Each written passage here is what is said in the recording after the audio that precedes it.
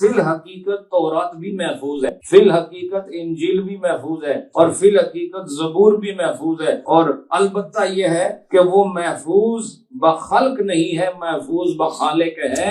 لیکن قرآن وہ کتاب ہے جو محفوظ بخلق بھی ہے، محفوظ بخالق۔ اللہ نے فرمایا انا نحن نزلنا الذکر۔ اب یہ تو نہیں ہو سکتا کہ اللہ نے کوئی کلام فرمایا اور وہ ضائع ہو جائے، تو جو اللہ نے تورات میں فرمایا تھا اس کی قدر میں کمی نہیں، یاد رکھو وہ بھی میرے رب کا کلام ہے، چونکہ اللہ متکلم ہے، اور متکلم کی شان اپنی حیثیت کے مطابق جس طرح خدا کی ہو سکتی ہے کسی اور کی نہیں ہو سکتی، کہ وہ اصل ہے۔ اور اللہ پاک نے جو بھی فرمایا وہ سب محفوظ ہے، کوئی شے ضائع نہیں ہو سکتی ہے۔ لیکن قرآن کے لیے اللہ پاک نے یہ ارشاد فرمایا انا نحن نزلنا الذکر، ہم نے ہی اپنے اس ذکر کو نازل کیا ہے، وَإِنَّا لَهُ لَحَافِظُونَ، اور ہم ہی اس کی حفاظت کرنے والے ہیں۔ میں اس میں یہ سمجھتا ہوں کہ پچھلی کتابوں اور اس کتاب کی حفاظت کے معاملے میں اللہ پاک نے جو اہتمام فرمایا ہے وہ یہ فرمایا کہ پچھلی کتابیں حفظ نہیں ہوتی تھی، پچھلی کتابیں جب حفظ نہیں ہوتی تھی تو پھر محفوظ بھی نہیں ہوتی، محفوظ تو حفظ سے ہی محفوظ ہے نا، تو جب حفظ نہیں ہوتی تھی تو محفوظ نہیں ہوتی تھی۔ اللہ پاک نے اس کتاب کو حفظ کا اہتمام دے کر، حفظ کا اکرام دے کر اسے محفوظ فرما دیا، اور ہم نے نازل کیا تو ہم ہی محفوظ کریں گے۔ اب میں آپ سے پوچھتا ہوں، اللہ نے جب اسے نازل کیا ہے تو دیکھو نزول کے ساتھ حفاظت کا ذکر آ رہا، نزلنا لحافظون، یہ دو چیزیں یاد رکھنا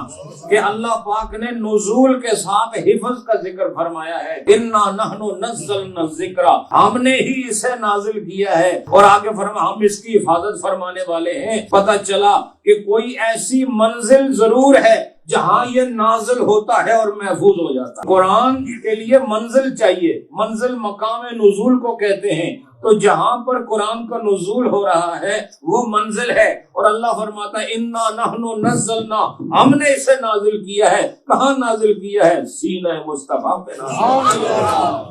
قلب مصطفیٰ پہ نازل فرمایا ہے، ذات رسول اللہ پہ نازل فرمایا ہے، ایسا نازل فرمایا کہ محفوظ ہو گیا، اور اس سینے سے پھر سینہ بسینہ منتقل ہوتا رہا۔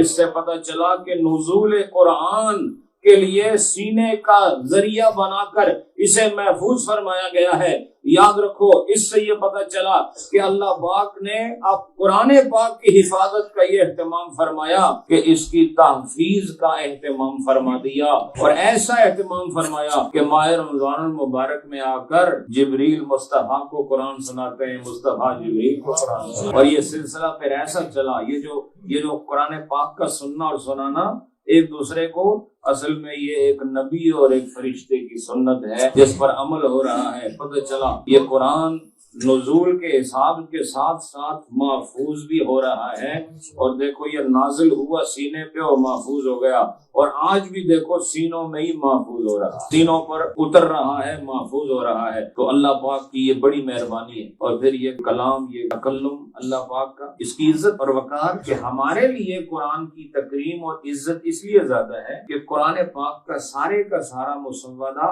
آیا ہی ہماری تربیت کے لیے ہے، احکامات بھی ہمارے لیے ہیں، اوامر اور نواہی بھی ہمارے لیے ہیں، اور حلال اور حرام کے احکامات بھی ہمارے لیے ہیں۔ تو جب وہ کتاب ہے ہی ہمارے لیے تو ہمارے لیے پھر وہی اصل کتاب ہے۔ اس لیے یاد رکھو، قرآن سے بہتر اب کوئی قانون نہیں، قرآن سے بہتر کوئی ضابطہ نہیں، قرآن سے بہتر کوئی